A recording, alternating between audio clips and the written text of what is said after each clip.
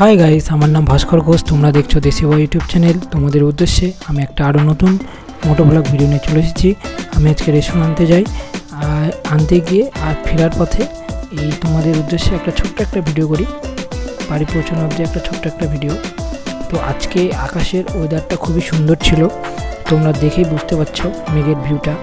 আর আজকে রৌদ্র ছিল প্রচণ্ড পরিমাণে গরম। আর আজকে আমি টুঙ্গিদিঘি বাস স্ট্যান্ড হয়ে বাড়ির উদ্দেশ্যে রওনা হব না, কেননা আজকে টুঙ্গিদিঘি বাস স্ট্যান্ডে রাস্তার কাজ চলছিল। তো সেক্ষেত্রে রাস্তায় ছিল প্রচণ্ড জ্যাম। তো সেক্ষেত্রে ওই রুট ধরে গেলে আমার সময়টা অনেক বেশি লাগতো। তো সেক্ষেত্রে আমি আজকে টুঙ্গিদিঘি বাস স্ট্যান্ডের সামনে একটা ছোট্ট একটা বাইপাস রাস্তা রয়েছে, সেই রাস্তা দিয়ে আমি গ্রামের ভিতর দিয়ে বাড়ির উদ্দেশ্যে রওনা হব। চলো তোমরা ভিডিওটা শেষ পর্যন্ত দেখতে থাকো। আর আজকে ভিডিওটা তোমাদের একটু মনে হবে যে এক সাইডে মনে হচ্ছে কাত হয়ে গেছে বাইকটা, আর এক সাইডে ঠিক আসছে, এক সাইডটা ঠিকভাবে আসছে না, কেননা এই বাইকের হ্যান্ডেল একটু ট্যাড়া রয়েছে। তো সেক্ষেত্রে তোমাদের একটু মনে হতে পারে।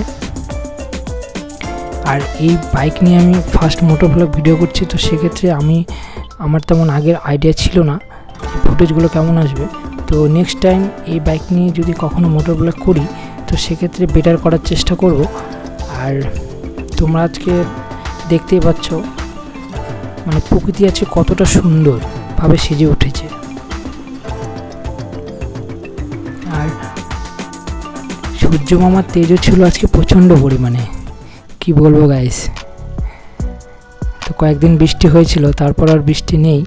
তো সেক্ষেত্রে যেভাবে গরম পড়ছে কি আর বলি, তোমরা বুঝতেই পারছো।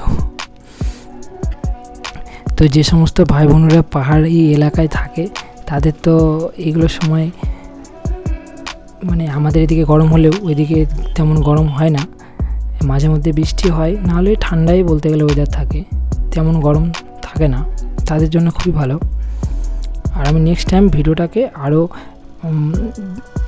বেটার করার চেষ্টা করব, কেননা আমিও বুঝতে পারছি ভিডিওটা আমি সেভাবে করতে পারিনি ভালোভাবে তোমাদের সামনে তুলে ধরতে। তো পরবর্তীকালে যদি বাইক নিয়ে কখনো বেরোই, এই বাইক নিয়ে মোটো ব্লগ করি, তাহলে তোমাদের অবশ্যই ভালোভাবে ভিডিওটা দেওয়ার চেষ্টা করব। আর আমি এখন টুঙ্গিদিঘি বলরাম মন্দির হয়ে তারপর সামনে লাইব্রেরি হয়ে আমি বাড়ির উদ্দেশ্যে রওনা দেব। তো আমি এখন টুঙ্গিদিঘি বলরাম মন্দির অলরেডি ক্রস করে ফেলেছি। তো পুরনো মন্দির রয়েছে, তার পাশাপাশি এখন একটা নতুন মন্দির তৈরি হচ্ছে। তো সেভাবে এখনও মন্দিরটা তৈরি হয়নি, হয়ে গেলে পুরোপুরি হয়ে গেলে তোমাদেরকে অবশ্যই একটা ভিডিও দেবো ফুল। তো আমি এখন সামনে আমার লাইব্রেরি পড়বে, তো আমি লাইব্রেরি ক্রস করে আবার পুনরায় বাড়ির উদ্দেশ্যে এগিয়ে যাব সামনের দিকে।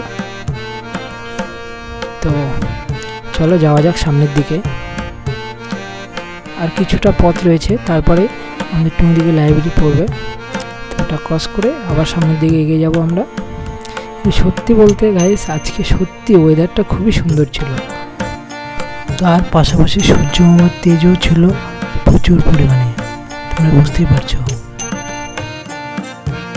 গাইস। আমি অলরেডি লাইব্রেরি ক্রস করে ফেলেছি, আমি এখন সামনের দিকে এগিয়ে যাচ্ছি। আর কিছুটা পথ, তারপর একটা পেট্রোল পাম্প পড়বে, ইন্ডিয়ান অয়েল, তার কিছুটা সামনের দিকে এগোলে আমার বাড়ি রয়েছে। তো সেক্ষেত্রে আমি তোমাদের উদ্দেশ্যে ছোট্ট একটা ভিডিও নিয়ে এসেছি। আজকে সেভাবে তেমন কোনো জায়গায় যাওয়া হয়নি, তো ওই রেশন আনতে গিয়েছিলাম। তো ভাবলাম যে ফেরার পথে একটা ছোট্ট একটা ভিডিও শ্যুট করি, তো তোমাদেরকে দিতে পারবো। তো ভিডিওটা যদি ভালো লেগে থাকে তাহলে অবশ্যই লাইক, কমেন্ট, শেয়ার আর সাবস্ক্রাইব করে দিও। দেখা হবে নেক্সট ভিডিওতে। সকলে ভালো থেকো, নিজের মা বাবা, পরিবার পরিজনের আদর করো, সম্মান করো আর যত্ন নিও।